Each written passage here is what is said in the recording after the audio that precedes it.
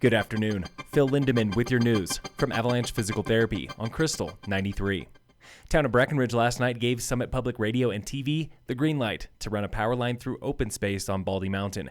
Council had previously denied this project, which stalled the station's new power line and was partly to blame for a recent power outage that knocked the transmitter off air for 3 weeks.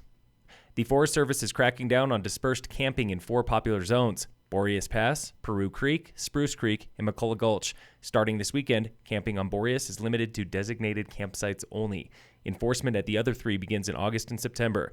The idea is to, quote, better protect natural resources in the wake of heavy RV and camper van use.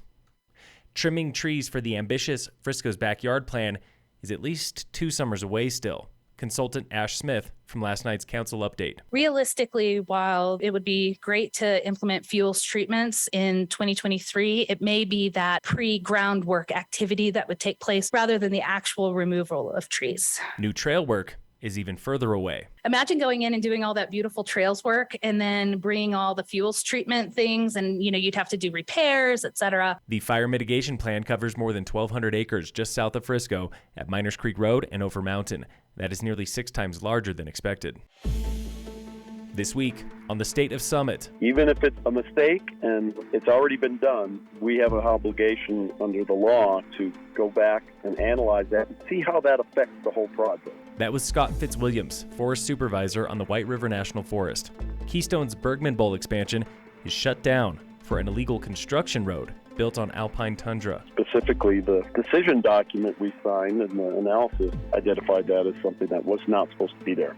The Forest Service has been on site there since July 6th for analysis of the damage. There's actually a set process for how you go about a situation when something like this happens. It's not the first time in the history of the Forest Service. So we get on the ground, we see what's going on, and then we do an analysis to determine what's different on the ground from what we said in the environmental analysis.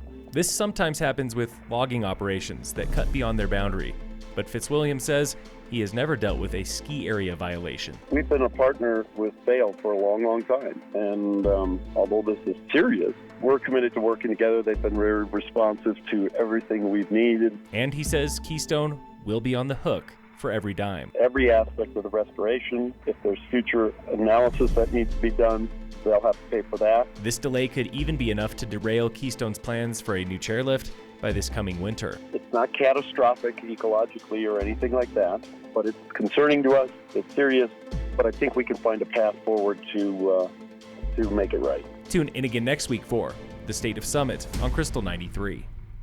Employee housing, short-term rentals, and budgeting for 2023 are on the council agenda in Silverthorne tonight. The town hopes to spend nearly $500,000 for a condo at Riverbend on Rainbow Drive for employee housing or a deed restriction. It recently bought 2 other units for housing. Council also hears the latest on tax revenue, showing Silverthorne did not suffer the same spring slump as Breck and Frisco. Tax receipts for all up-county industries were higher this year than last year. This does not even include a new 6% lodging tax, which took effect July 1st. Local fire danger remains moderate today, with no fire restrictions in Summit County. In sports, the Rockies are playing the White Sox right now at Coors. And in local sports, brought to you by Red Mountain Autos at their new location on Airport Road. Today at Copper is the Copper Mountain Malay, part of the Town Mountain Bike Series. On-site registration's open now. First riders leave the start line in Center Village at 5:45.